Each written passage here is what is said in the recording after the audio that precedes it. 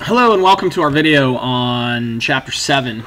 This is going to be our video on media. All right, the focus today is going to be on mass media, the impact of media on politics, a little bit of history, and some of the differences with the different types of media.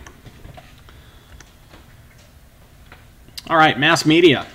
I think all of you are pretty aware of what mass media is. Mass media is pretty much every form of communication that can be transmitted or information that is transmitted to the public. All right, we're talking about things that are put out. We're talking about television. We're talking about radio. We're talking about print. So any of the major media sources that you are aware of, we're talking about mass media. Mass media is not the only way that citizens and government communicate, and we've talked about linkage institutions already a little bit. But media is definitely one of the big linkage institutions that help to take people's inputs, their attitudes, and take them and make sure that leaders in government know those particular attitudes. And also media is a way for those leaders to reach out and attempt to make policy decisions through the media to inform the public. So it's a two-way street that links individuals, political parties, interest groups together with government. It is the only one of the linkage institutions that does specialize in communication. Again, interest groups, political parties, voting, all of those actions are not necessarily focused solely on communication, but the media is. All right, when we look at the development of modern media, all right, the first real development in the United States is going to be newspapers. And by the turn of the 19th century, almost every single U.S. city had at least one daily paper.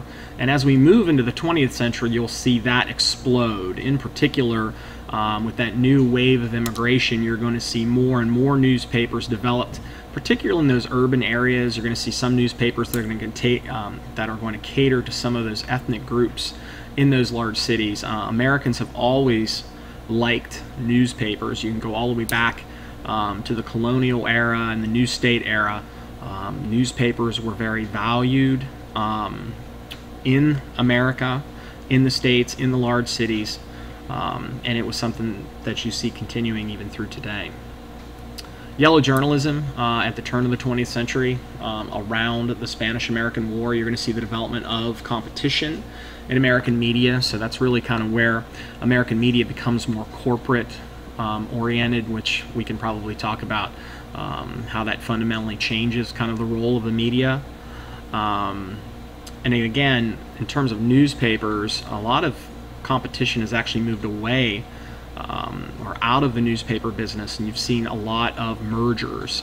So all of these independent newspapers that were created at the turn of the 19th century, as we move forward and through the 20th century, you see those smaller newspapers bought up and merged, and you see large conglomerations and corporations owning more and more media outlets. All right, so instead of having lots of companies owning different newspaper organizations and radio and television, you have that number actually shrinking, and we'll talk a little bit more about the impact of more limited ownership.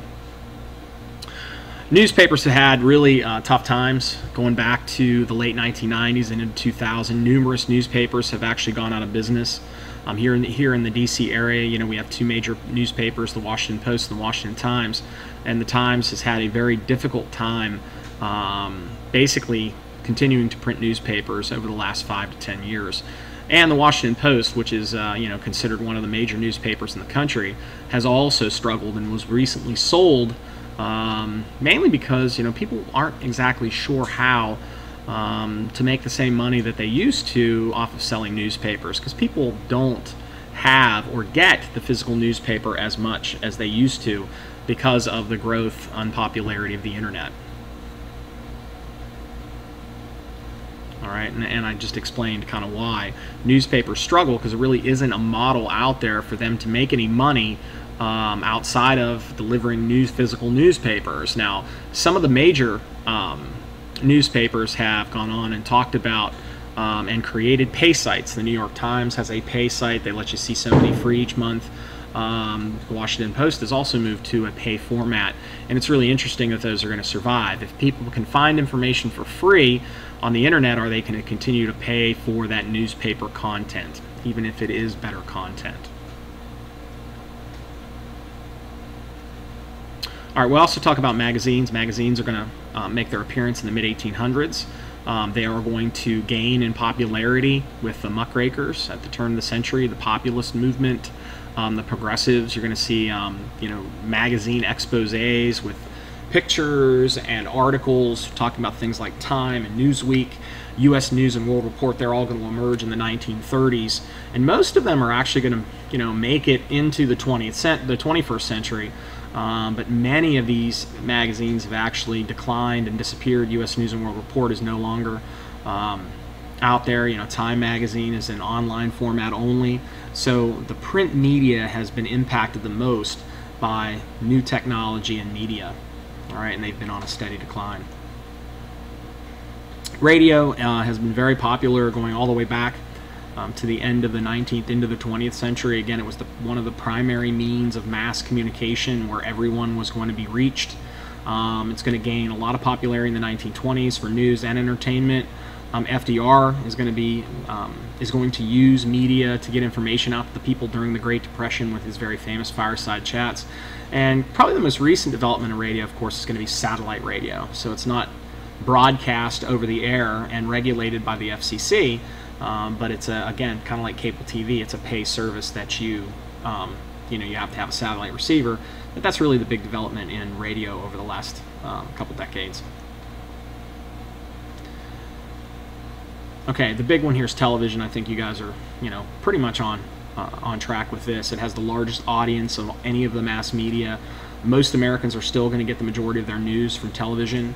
It has had a huge impact on politics, beginning really probably in 1960 with that debate between Kennedy and Nixon, which we'll take a peek at. And again, this new media has created kind of celebrities or has raised kind of the high profile of politicians because of the access to television.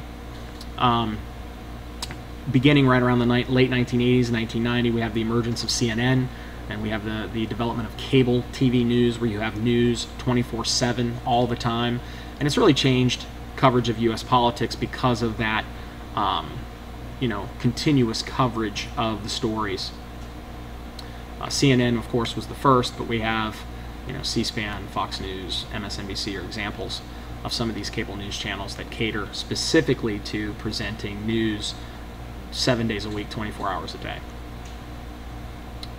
All right, the mass media.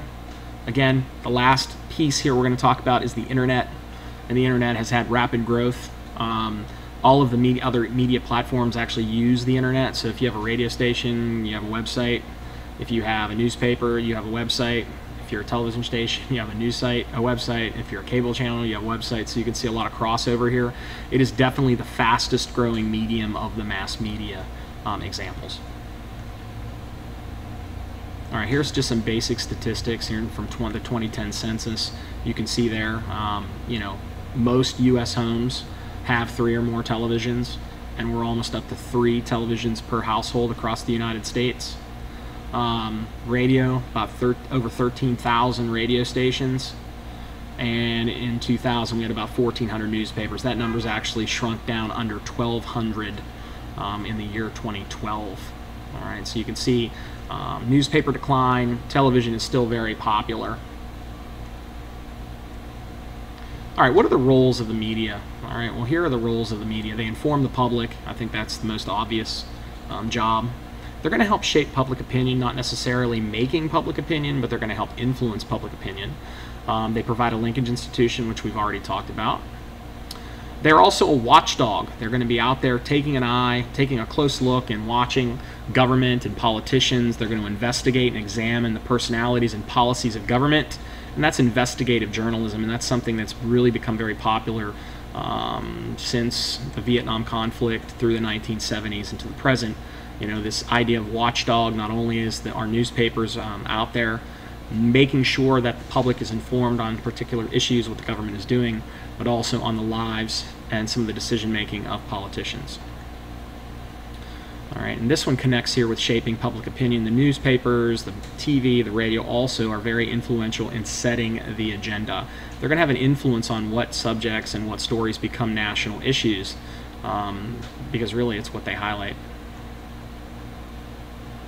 All right, the structure of news media in the United States, they're privately owned. We have corporations are going to own news media. They're not state-run. They're actually actual businesses, so their focus is going to be on making a profit as well as informing the public.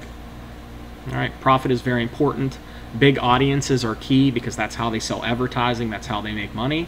So that's going to put some emphasis on high drama, sensational television, sensational news, sometimes a focus on superficial, again, the emergence of reality television.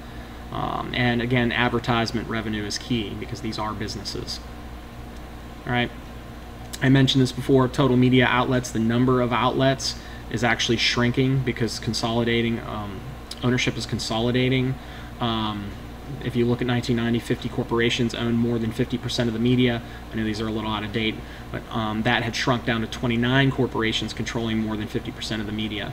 Think to yourself right now, what are some of the issues that might arise by a privately owned company, basically managing the news, and the fact that there are fewer companies and fewer outlets owned by fewer companies? What impact does that have on American media? The government actually regulates media. Anything that's broadcast, radio and television, because it crosses over state lines, is going to be governed by the FCC. The FCC basically controls or has control over the use of frequencies. That's the technical regulation, what televisions and cell phones, so we don't have interference. They manage the frequency ranges so that everyone is in their own areas.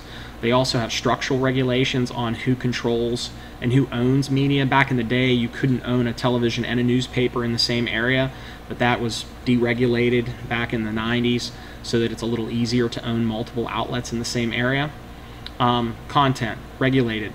If you watch broadcast television, ABC, NBC, CBS, there's going to be limits on what you actually can watch. All right, you're not going to see profanity and nudity on broadcast television. You can see them on cable because you pay for that service, but you're not going to see them on broadcast television or over the radio. Again, Howard Stern is a great example of someone who was sanctioned by the FCC. Janet Jackson and what happened at the Super Bowl a number of years ago is an example of something that was censored or should have been censored by the national government. All right, what is news? News. Any event in the last 24 hours. Again, news is directed through what are called gatekeepers. Media executives, editors, and prominent reporters are going to decide what's important and what people are going to want to hear about. Again, they're going to decide what people see and how they're presented, so they have a lot of power. And again, big limits on some of these decisions are time and advertising. These are big factors. Okay, the last point for our video today is going to be the campaign focus, or the focus of campaigns. They're very focused on the idea of horse race journalism, not so much on the candidates and their issues, but more or less on who's winning at that point in time. All right, horse race journalism, very important vocabulary. All right, thank you. I went a little long today, but covered a ton of material for topic 1 on the media. Make sure you fill out the Google form. Thanks.